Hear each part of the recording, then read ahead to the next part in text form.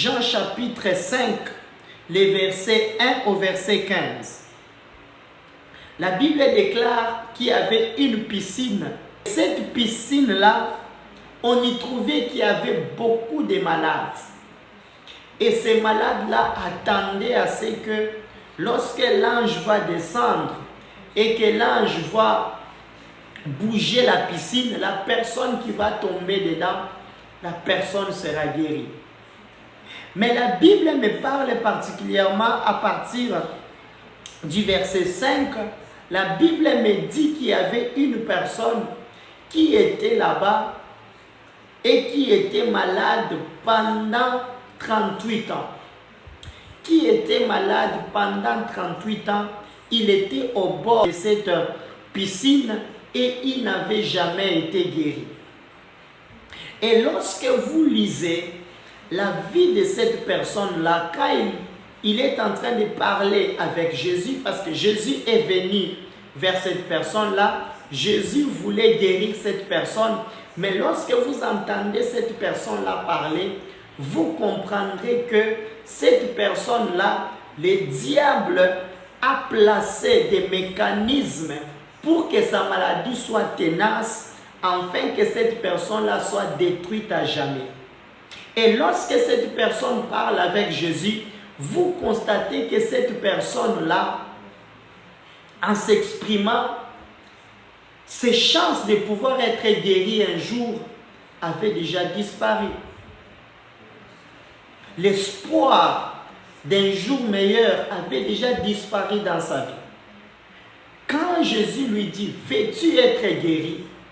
Cette personne-là, au lieu de dire « Oui Seigneur, je vais être guéri », mais vous voyez, il commence à donner des explications.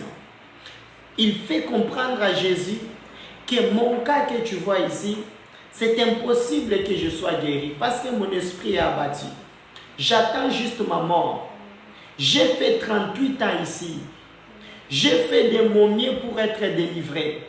Mais jamais je n'ai été délivré. En d'autres termes, il était en train de dire à Jésus, j'attends juste ma mort.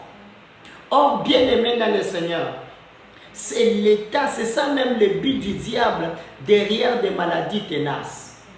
Derrière les maladies tenaces, c'est cache l'objectif du diable qui consiste à ce que tu puisses te retrouver dans une situation où tu penses que ta situation ne changera jamais. Tu te retrouves dans une situation où tu penses que ta vie ne changera jamais. Tu te retrouves dans une situation où tu penses qu'un lendemain meilleur n'est pas ton partage. Or ça, ce sont des mensonges du diable. C'est dans cet état que ce monsieur-là s'est retrouvé. Il s'est retrouvé dans une situation où il ne pouvait plus être sauvé. Lui-même, il se croyait qu'il ne pouvait plus être sauvé et que sa délivrance ne pouvait plus se faire. J'ai rencontré plusieurs personnes. Et ces personnes-là, lorsque je parle avec eux, ces personnes-là me font comprendre clairement qu'ils croient que leur vie ne changera pas. Qu'ils croient que leur situation restera telle que. J'ai rencontré certaines personnes qui sont convaincues qu'ils vivront avec leur maladie jusqu'à la mort. J'ai rencontré certaines personnes qui croient que dans leur vie, rien ne pourra plus jamais changer. J'ai rencontré certaines personnes qui croient que Dieu les a déjà oubliés et que les choses dans leur vie ne changeront jamais. Or, c'est ce que le diable veut. Le diable veut que les gens puissent se retrouver dans cette situation. Le diable veut que les gens puissent se retrouver dans cette forme de mensonge. Alors, bien-aimés dans le Seigneur, dans cette situation, il y a 5 choses. Il y a 5 choses qui se sont formées dans la vie de cette personne-là qui était malade pendant 38 ans, qui l'empêchait de ne pas recevoir sa délivrance, ou bien qui l'empêchait de ne pas guérir. je vais vous donner 5 choses qui empêchent aux gens d'être guéris des maladies tenaces. Et ces 5 choses-là, nous les trouvons dans la vie de cet homme. Et ces 5 choses, nous les trouvons dans la vie de cet homme. La première des choses, cette personne ici, tellement qu'il a souffert de la maladie, il n'a pas voulu savoir quelle était l'origine de sa maladie. Lorsque vous lisez dans Jean chapitre 5, lorsque cette personne a été guérie, Jésus lui dit ceci: va et ne pêche plus. Si tu pêches, ton cas reviendra encore plus dur qu'avant. Donc ça veut dire, Jésus voulait faire comprendre à cette personne que l'origine de ta maladie, c'est parce qu'il y a un péché que tu avais fait quelque part, et c'est ce péché-là qui t'a amené à être dans l'état dans lequel où tu te retrouves. Bien-aimé dans le Seigneur, ne pas vouloir savoir l'origine de sa maladie, c'est la première chose qui peut bloquer ta guérison. C'est la première chose qui peut bloquer ta délivrance. C'est la première chose qui peut bloquer la main de Dieu et la puissance de la main de Dieu dans ta vie. Il y a beaucoup de gens qui sont en train de souffrir de maladies bizarres, mais ils ne veulent pas savoir d'où vient cette maladie-là. La première des choses pour sortir ou bien recevoir la guérison contre les maladies tenaces, c'est d'abord découvrir quelle est l'origine de ma maladie. Pose-toi cette question. La souffrance que j'ai, quelle est l'origine de ma souffrance? Si tu arrives à te poser cette question-là, tu arriveras à la vérité. Et cette vérité-là sera le premier pas pour obtenir ta guérison. Bien-aimé dans le Seigneur, il y a des gens qui sont malades, qui souffrent dans leur vie parce que leur souffrance tire leur origine du péché. Il y a des gens qui sont en train de souffrir parce que leur souffrance ou bien leur maladie tire leur origine des combats des familles. Il y a des gens qui sont en train de souffrir des maladies parce que leur souffrance ou bien leur maladie tire origine de la jalousie de certaines personnes. Tu dois savoir découvrir quelle est l'origine de ta maladie. De la même façon, lorsque tu arrives devant un médecin, il va te poser des questions. Qu'est-ce que tu as mangé récemment? Où est-ce que tu étais récemment? Dans quel pays où tu as passé tes vacances? Il va te poser toutes ces questions pour situer l'origine de ta maladie. Mais spirituellement, beaucoup de gens ne veulent pas faire ce même exercice. Arriver à découvrir quelle est l'origine de ma maladie, quelle est l'origine de ma souffrance. Pourquoi est-ce que je suis en train de passer par cette souffrance? Pourquoi est-ce que cette maladie ne veut pas me lâcher? Cette personne ici était malade pendant 38 ans. Cette personne était malade pendant 38 ans. Mais elle ne s'est jamais posé la question de savoir quelle est l'origine de ma maladie. Et lorsque Jésus vient dans sa vie, Jésus lui dit: tu souffres parce que tu as péché dans ta vie. Moi, Jésus, je vais te guérir, mais ne pêche plus. Parce que si tu pêches, la maladie va rentrer et ton cas sera plus pire qu'avant. Je te pose aussi la même question. Tel que tu es là, quelle est l'origine de ta souffrance? Dieu a pitié de toi. Dieu veut te sauver. Dieu veut te guérir. Mais avant de te guérir, tu dois avoir des vérités bibliques qui doivent accompagner ta guérison. Première vérité, c'est d'arriver à découvrir l'origine de ton problème. L'origine de ton problème, c'est important. Je suis en train de prier, de déclarer pour toi que ce soit la maladie d'origine spirituelle, que ce soit la maladie que tu as héritée de tes parents, que ce soit une maladie que tu as héritée de ta famille, que ce soit une maladie d'ordre spirituel, que ce soit une maladie qui vient de la jalousie des gens, que ce soit une maladie sorcellérique, que ce soit une maladie qui tire son origine du péché, ce soir que Dieu puisse te guérir de toute maladie tenace au nom puissant de Jésus-Christ. Bien-aimé dans le Seigneur, deuxième des choses, la deuxième des choses qui faisait assez que cet homme ne pouvait pas être guéri de sa maladie tenace, c'est parce que cette personne minimisait la gravité de sa maladie. Cette personne minimisait la gravité de sa maladie. Bien-aimé dans le Seigneur, cette personne était gravement malade. Si vous voyez une personne rester quelque part, sans bouger, sans pour autant trouver assistance, il était juste là allongé. Et quand il parlait à Jésus, c'était quelqu'un qui était en train de souffrir. Si Jésus a laissé toutes ces personnes-là qui étaient autour de la piscine pour aller seulement vers cette personne-là, parce que son cas était grave et son cas était urgent. Mais lorsque vous entendez cette personne parler, la légèreté avec laquelle la personne est en train d'expliquer son histoire, vous allez constater que cette personne-là ne prenait pas au sérieux la gravité de sa maladie. Bien-aimé dans le Seigneur, ta maladie, ta souffrance ne pourra jamais obtenir guérison si tu n'arrives pas à prendre au sérieux la gravité de ton problème. Tu dois être une personne, lorsque tu viens devant Dieu, tu dois être conscient de la gravité de ton problème.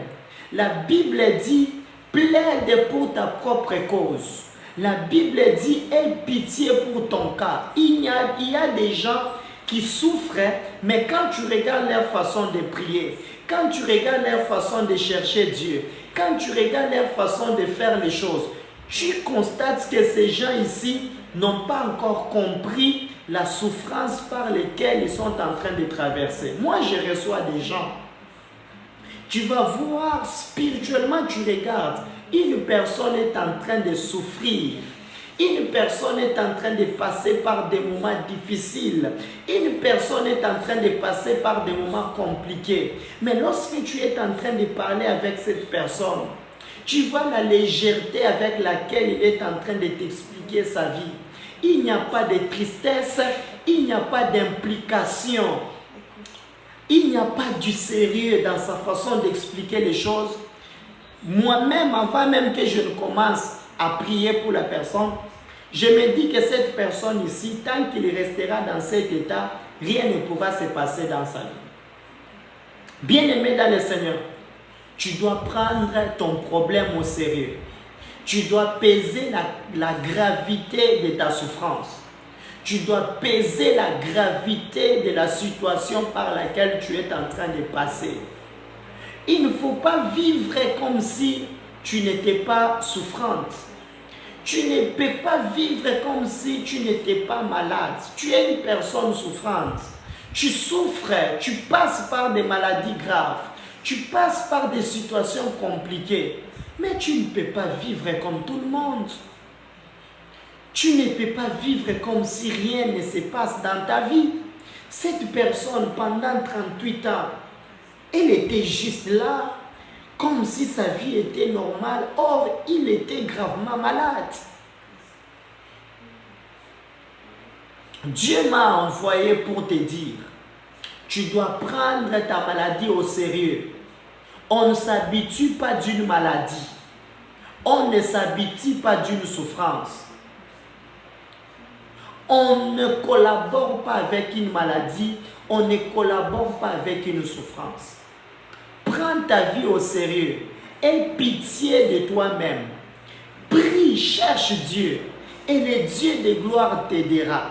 Si tu es une personne, tu ne sais pas prendre au sérieux ta souffrance et la gravité de ton problème, tu es en train de freiner ta délivrance.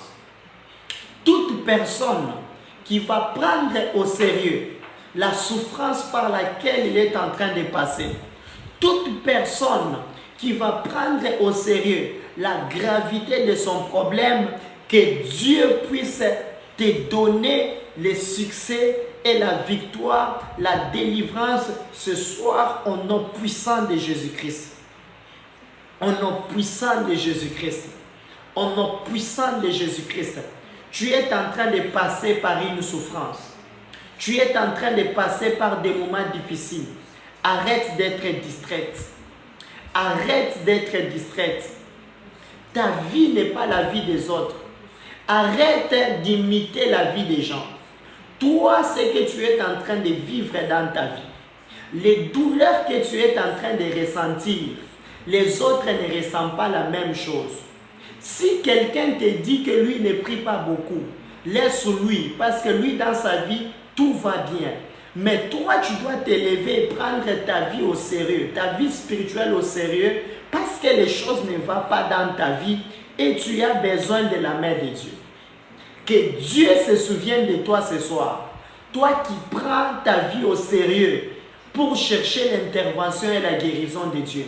Que la main de Dieu soit puissante sur ta vie au nom puissant de Jésus-Christ. Bien-aimé dans le Seigneur, troisième des choses qui empêchait à ce que cette personne ne puisse pas avoir la guérison ou bien la délivrance à sa maladie qui était tenace, à sa souffrance qui était tenace. Lorsqu'il parle avec Jésus, il était en train de compter sur les autres pour pouvoir être guéri. Jésus lui dit, veux-tu être guéri? Il dit, je n'ai personne qui pourra m'aider à être guéri. Bien-aimé dans le Seigneur, si tu es en train de compter sur les autres pour pouvoir venir changer ta vie ou bien arrêter ta souffrance ou bien obtenir, t'amener la guérison, sache que ta situation ne changera jamais. Avant de compter sur les autres, tu dois d'abord compter sur toi-même. Avant de compter sur les autres, tu dois d'abord compter sur toi-même. Pourquoi est-ce que tu ne peux pas compter sur les autres? Parce que les gens se fatiguent. Lorsque vous lisez très bien, cette personne était en train de faire comprendre à Jésus qu'il y a un moment donné, il y avait les gens qui m'aidaient à chercher la délivrance. Mais ces gens-là ne sont plus. Et comme les gens-là ne sont plus, pour moi, c'est impossible que je puisse être délivré. C'est impossible que je puisse être guéri.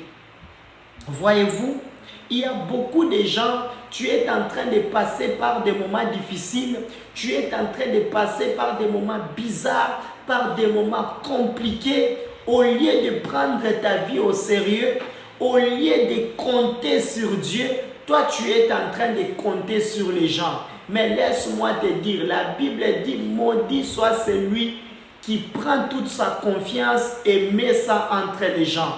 Je proclame et je prophétise sur ta vie. Que Dieu puisse se souvenir de toi. Arrête de compter sur les gens, tu dois compter sur Dieu. Cette personne était devant Jésus, qui est Dieu, mais lui, ses yeux étaient fixés sur les autres. Ses yeux étaient fixés sur les autres. Arrête de fixer tes yeux sur les autres personnes. Tu dois fixer tes yeux sur Jésus. Tu dois fixer tes yeux sur Jésus. Toute personne qui ne fixe pas ses yeux sur Jésus, il lui sera impossible d'obtenir sa guérison.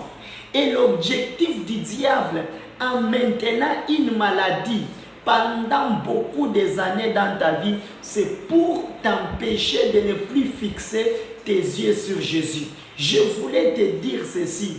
L'un des secrets de la victoire, c'est de fixer les yeux sur Jésus malgré ta souffrance, malgré tes moments difficiles, malgré tes douleurs, malgré les moments par lesquels tu es en train de passer, tu dois arrêter de compter sur les gens. Tu dois d'abord compter sur Dieu.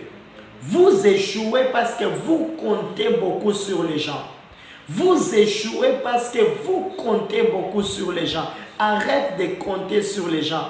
Regarde dans ta vie. Tu as compté sur les gens.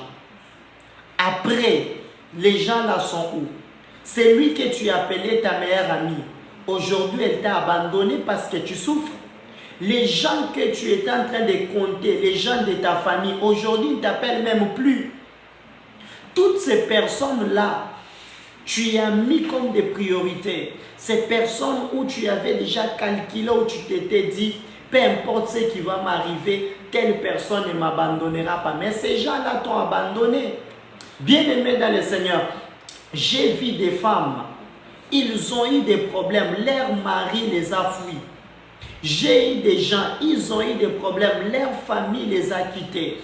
J'ai eu des gens qui ont eu des problèmes, leurs amis intimes, les gens qu'ils appelaient ma copine, mon ami intime, ces gens-là les ont quittés. Cette personne aussi ici, sa délivrance ne pouvait pas se faire dans sa vie parce que la personne comptait sur les gens pour obtenir la guérison à sa vie. Arrête de compter sur les gens.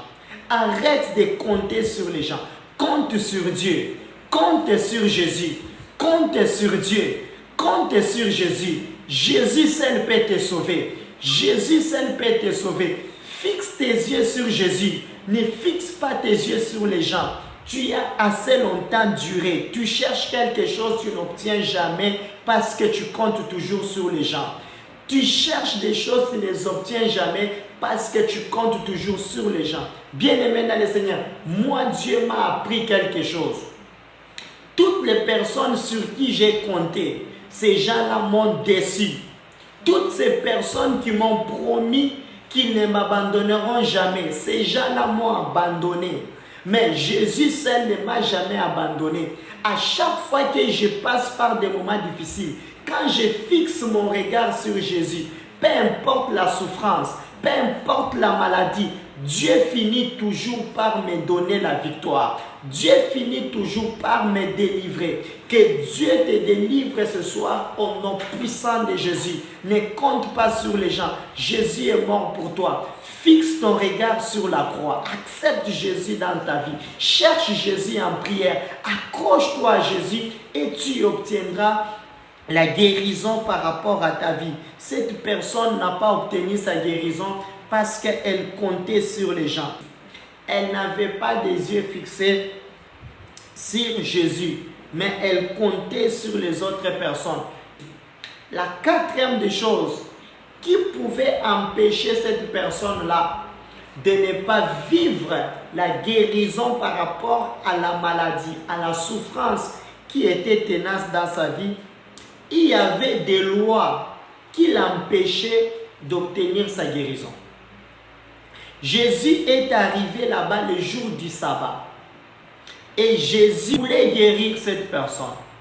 Mais la Bible dit qu'il y avait des pharisiens qui ne voulaient pas que Jésus puisse guérir le jour du sabbat.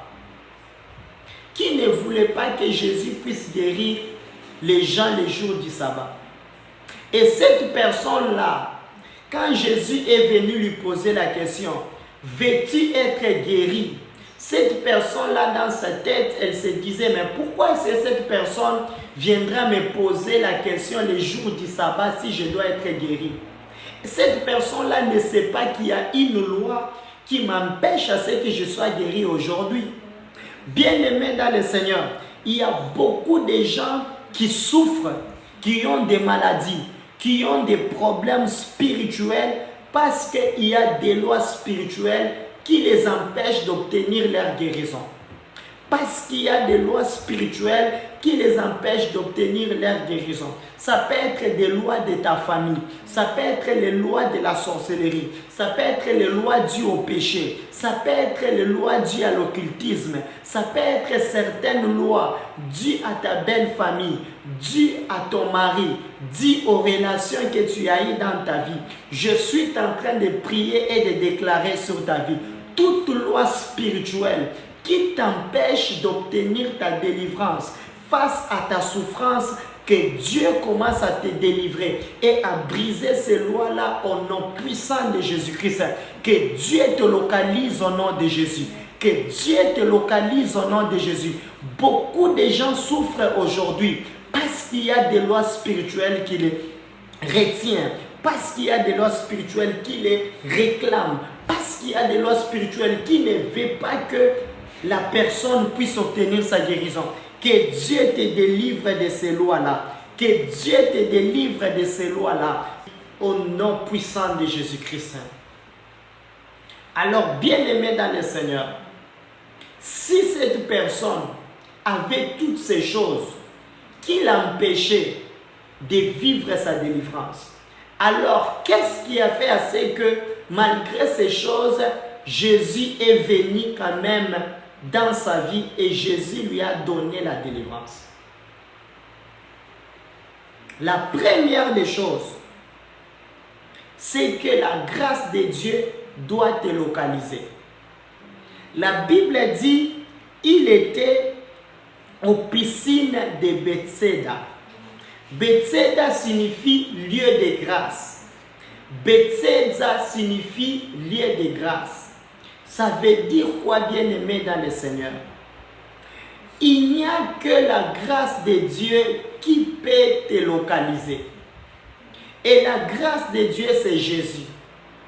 Et la grâce de Dieu, c'est Jésus.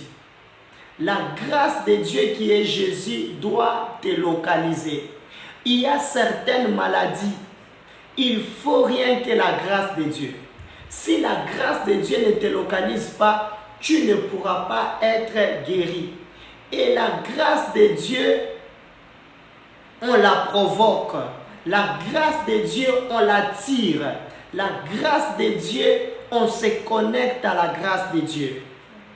Cette personne ici, la Bible déclare, malgré sa maladie, elle n'a jamais quitté la piscine de Bethsaida. Elle était dans un lieu où la grâce de Dieu pouvait se manifester. Elle était dans un lieu où la grâce de Dieu pouvait se manifester. Je vais te poser la question. Où est ta vie? Où est-ce que la grâce de Dieu pourra te localiser? Tu ne peux pas être malade, mais tu te retrouves dans des lieux où la grâce ne peut pas te localiser. Tu dois créer un lieu, une atmosphère spirituelle où la grâce de Dieu doit te localiser. Et à la piscine de Bethsaida, c'est là où la grâce de Dieu localisait la vie des gens. Comme Jésus lui-même, il était la grâce, Jésus lui-même est venu vers cette personne parce que cette personne s'est trouvée à la piscine de la grâce. Tu dois te retrouver à la piscine de la grâce. Se trouver à la piscine de la grâce, c'est quoi? C'est se trouver en train de travailler pour Dieu quelque part. Se trouver à la grâce de la piscine, c'est quoi? C'est se connecter à un homme de Dieu qui est capable de t'apporter guérison et délivrance. Se connecter à la grâce divine, c'est quoi? C'est abandonner totalement ta vie entre les mains de Jésus. Il y a certaines personnes, tu es en train de chercher à ce que Dieu puisse guérir ta vie. Tu es en train de chercher à ce que Dieu puisse arrêter ta souffrance. Mais dans les boîtes de nuit, on te retrouve là-bas. Dans les calomnies, on te retrouve là-bas. Dans l'impudicité, on te retrouve là-bas. Dans toutes les choses liées au péché, on te retrouve là-bas. Écoutez, cette personne ici, de Bethsaida, la personne est tombée malade parce que cette personne-là avait péché. Donc, ça veut dire, il y a un moment de sa vie, la personne s'était retrouvée dans un environnement où elle a attrapé cette maladie. Alors, tant que cette personne avait cette maladie-là, et par rapport à ces milieux-là, il ne pouvait pas obtenir la grâce de Dieu. C'est alors qu'il a pris la résolution d'aller chercher la grâce. Et la Bible dit que pendant ce temps-là, la grâce se trouvait seulement à Bethsaida, parce que Bethsaida veut dire lieu de grâce. Il a fait de son mieux pour quitter là où il avait la vie des péchés et il s'est retrouvé là-bas à Bethsaida. Malgré le nombre des années qui se sont passées dans sa vie, cette personne-là n'a jamais quitté ces lieux-là. Alors Jésus qui est la grâce, il s'est dit, cette personne est venue rester dans le lieu de la grâce. Il a persévéré dans ces lieux. Moi Jésus, j'irai vers lui et je le guérirai. Si tu veux changer ta vie, si tu veux changer ta situation, arrêter ta souffrance,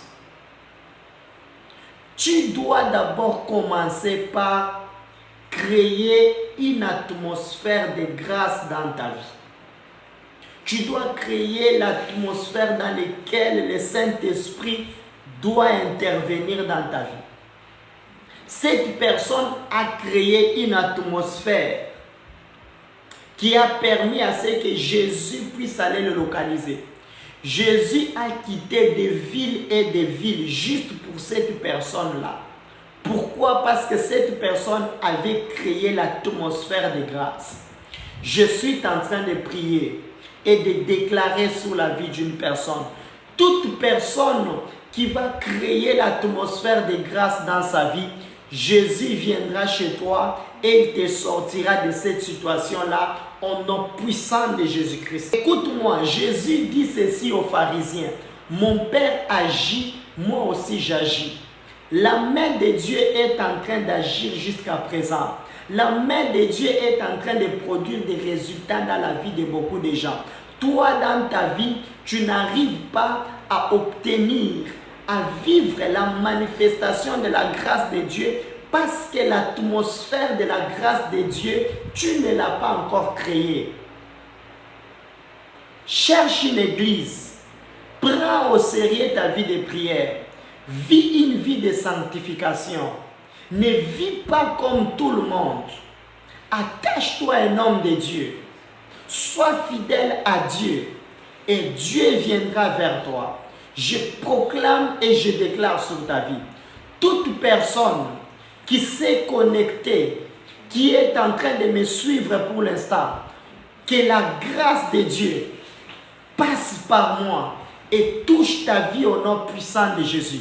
De la même façon que la grâce de Dieu avait traversé jusqu'à atteindre la vie de cette personne-là, reçois cela au nom puissant de Jésus-Christ. Reçois cela au nom puissant de Jésus-Christ. Bien-aimés dans le Seigneur, il y a des gens qui sont porteurs de la grâce. Il y a des gens qui sont porteurs de la grâce. Si tu te connectes à ces gens-là, le Dieu de ces personnes-là manifestera sa grâce dans ta vie et ta vie ne sera plus jamais la même. Il suffit que tu puisses rencontrer des personnes porteurs de grâce. Que Dieu te touche ce soir. Que Dieu te touche là où tu es. Le message est pour toi. Que la grâce de la délivrance, la grâce de la guérison puisse te toucher là où tu es au nom de Jésus. Puisse te toucher là où tu es au nom de Jésus. Puisse te toucher là où tu es au nom de Jésus. Et bien aimé dans le Seigneur, lorsque la grâce de Dieu te touche, qu'est-ce qui se passe? La première des choses, c'est la délivrance qui arrive. Je proclame et je déclare sur ta vie que la grâce de Dieu puisse te délivrer de toute souffrance, de toute maladie, de tout problème compliqué, tenace, qui a duré dans ta vie au nom puissant de Jésus-Christ. La deuxième des choses, bien aimées dans le Seigneur, la grâce t'amène à témoigner. La grâce t'amène au témoignage. Je suis en train de voir quelqu'un ce soir qui obtiendra un témoignage. Je vois une personne qui obtiendra un témoignage au nom puissant de Jésus-Christ. Et la Bible déclare, la troisième des choses, lorsque la grâce de Dieu vient sur toi, tu découvriras Jésus d'une autre manière.